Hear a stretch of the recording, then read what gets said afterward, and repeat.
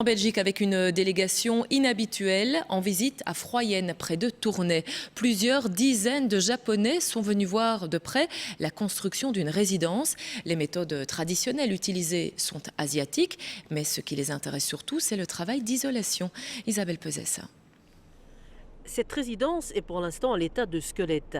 L'ossature est en bois, faite de pièces emboîtables, pas besoin de vis ni de clous. Ce type de construction a été conçu par des ingénieurs japonais. Parce que c'est en Japon et on connaît le Japon, on a beaucoup de tremblements de terre, on a des saisons de typhon. Et ce système est déjà testé au Japon, que ça reste même au tremblement de terre de plus de 7,4 sur l'échelle de Richter.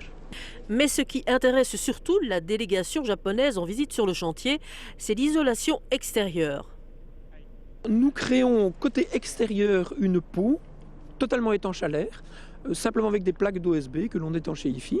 On vient appliquer là-dessus des poutres en I en bois de 40 cm, une poutre tous les 5 ans. Donc on crée des caissons côté extérieur. On vient insuffler de la fibre de bois, qui est un matériau naturel, de la laine de bois, ça ressemble à du coton.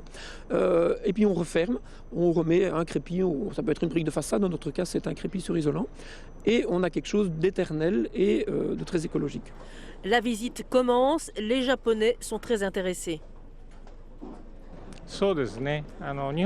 Bien sûr, au Japon, on utilise aussi des techniques d'isolation, mais en Europe, elles sont beaucoup plus avancées.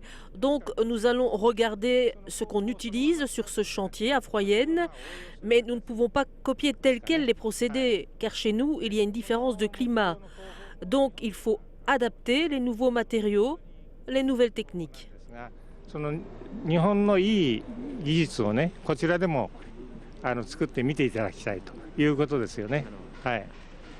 La visite de la délégation japonaise a duré 45 minutes. Cela a suffi pour la convaincre de l'efficacité de l'isolation extérieure.